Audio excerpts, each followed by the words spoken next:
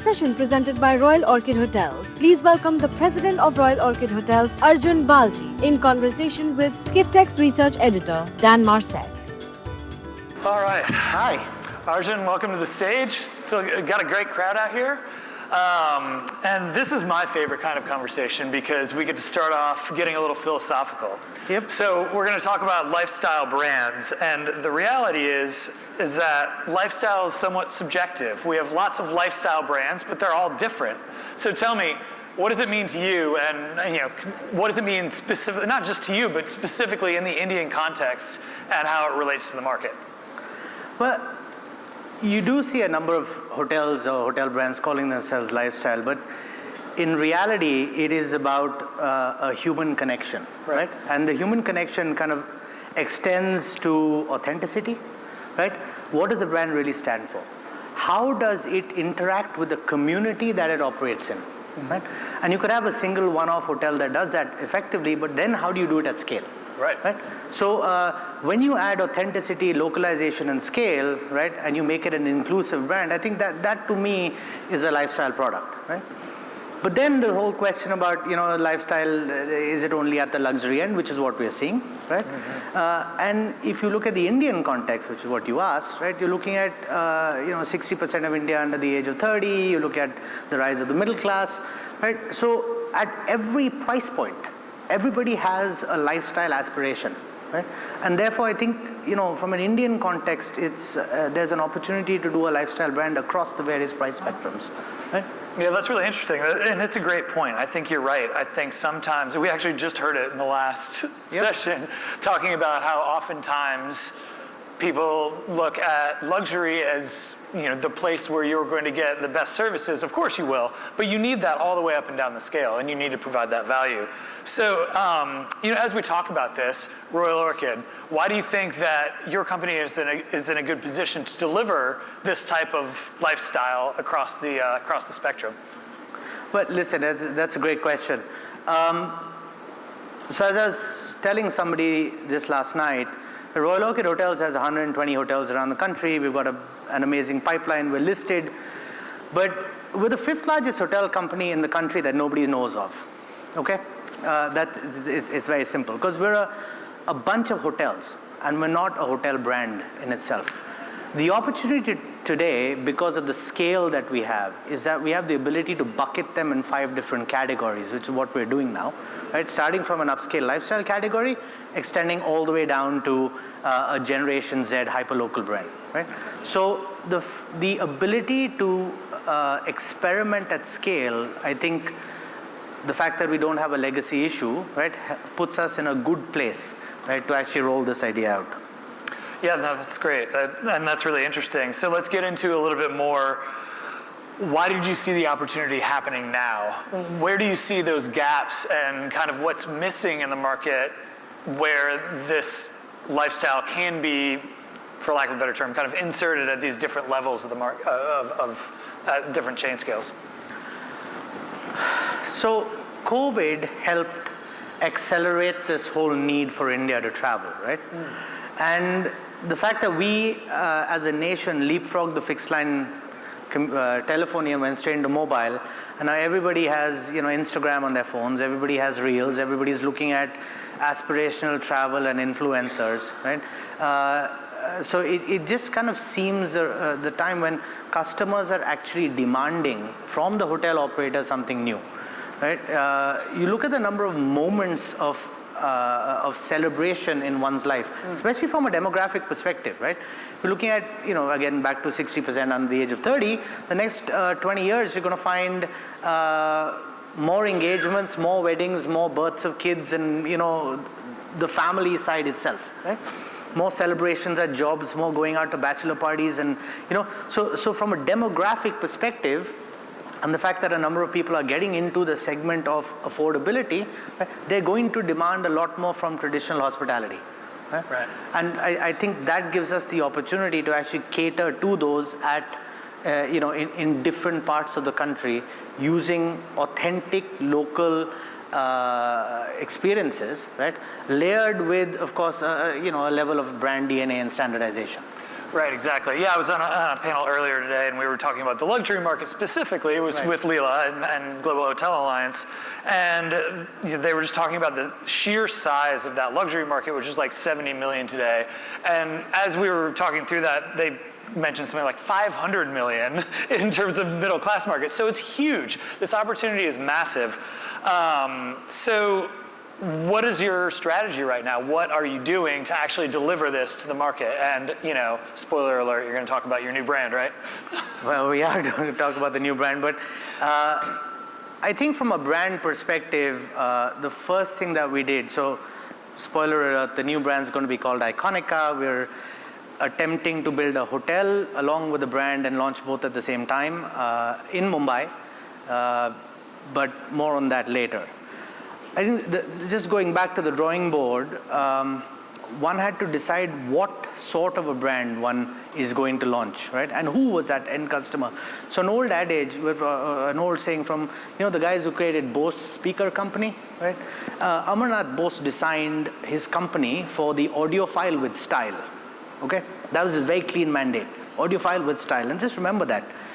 And I can tell you, I am neither an audiophile nor do I have style, right? But I still buy Bose. Okay, so I'm an aspirant to the original vision, right, that Mr. Bose had. Now, what did we learn from that? Well, listen, let's define for a very, very targeted audience, right? Define for the 10%, the 90% will follow. So what are the brand tenets? We say, listen, it has to be playful, right? And when I mean playful, it has to be playful in design. It has to be playful in the way that we, deal with the customer. It has to be respectfully casual, right? And that to me is playful. I think my generation doesn't care about serving from the left and clearing from the right and all of that stuff, right? You've got to be respectful. You have to be efficient, right? From a brand tone of voice. We had fun with design, the Mumbai hotel in specific has Art Deco influences, but with a very Parisian flair. Why Parisian flair? Because we could. That's about it. Okay, there's nothing else to that, right? But if we open, more of these Iconicas around, there will be a hyper-local design influence that we want to do, across the board. We then thought about the end consumer, and we're by the airport, so it's short visits, people coming for events, and most of you are in a suit jacket, so the biggest pain point, is how do you get it ironed and get out of the room in 30 minutes without doing it yourself? So we've spent money, and in every hotel room, we have this, I want to call it a mini laundromat, right? Where in 20 minutes, you'll get your sari completely dry cleaned, or you'll get your suit completely pressed, right? And that goes in every room. So taking away the need for, calling up housekeeping and getting an iron board and so on and so forth. But it's just these small little ideas, right? We're going to be the first hotel at the 5-star segment that does not have a coffee shop, right? So the traditional 3-meal coffee shop you see downstairs, we don't have that, right? Instead, we have 4 bars and 2 restaurants, which the customer then uses for the experiences that we're able to, give them that are different, right? So across the board, really, we've been trying to think about how do you solve the pain point of the end consumer in the design and the DNA of the brand that we then want to build to scale. Yeah, that's really interesting. And while we're chatting, I know we have a QR code with a link that people can kind of, explore what you have available now. I think that'd be good to pull up just so people can kind of visualize it. So what are the challenges that you feel like you may run into as you're getting this off the ground? And obviously the flip side of that, how do you turn those into opportunities? Well, listen, everybody talks about successful hotel brands, right? So if you look at Taj is an overnight success built over 100 years, right? The Oberoi is 70 years and so on and so forth. So the only way to go out and build a brand, in my view, is, in my humblest opinion, is to have a relentless pursuit towards the purpose that you originally set out for, right? And that's something that I think we want to be steadfast about. The other way is to go out and, find a venture capitalist and pour a shit ton of money on what you want to do. But that's a separate story, right? So the challenge that I feel is that, we as hotel operators and brand creators want to come up with a certain price point, right? Or there's a certain return expectation that we have, right? And then of course there's the OTAs who go and treat us like a commodity, right? And that is that's the honest truth. So at the outset, it's what we've learned is that guests go to an OTA for price, but they go on to brand.com for loyalty. So how does one build that loyalty from day zero, right? And that is, I think, the single largest challenge that we will face going forward, right? I mean, everything else of construction, of project delays, of bank debt, that's all mundane, that's all, par for the course. But attracting that customer upfront, retaining him, and making him keep coming back to you, right? Right. That, in my view, is the single largest challenge that we're going to face. Right, and as we were discussing this, you said the way that you want to try to do that is through this idea of providing distinctly Indian hospitality. So tell us what that means and how you're going to imbue that into your brand. Yeah, so through the day, we've kind of heard about how there's a need for AI and there's a need for chatbots and all of that stuff. And we agree with all of that, right? But India has headcount, right? The key question is to convert that to manpower. Now, if you look around you, right, how many of you have somebody at home who helps you at home, right? They're your houseboy and so on and so forth. They're there with a genuine care and warmth. I mean, it's almost like a Ritz-Carlton-esque motto about, caring for your guests with a genuine warmth and compassion, right? But they do that for you at home. They are unsophisticated. They is that Indian DNA of Atithi Deva Bhava in your own home, right? Which is what one needs to try and bottle up and sprinkle like pixie dust in every hotel that we go around doing, right? Try living without your houseboy for 1 week, right? I mean, your life will come to a standstill, right? But that really is that bottling that service culture we get at home, right? That we need to translate into the manpower in the country to make them, really productive. And, we'll augment that with AI, chatbot, blah, blah, blah. But not once are we going to get away from the human element of the service that we want to provide.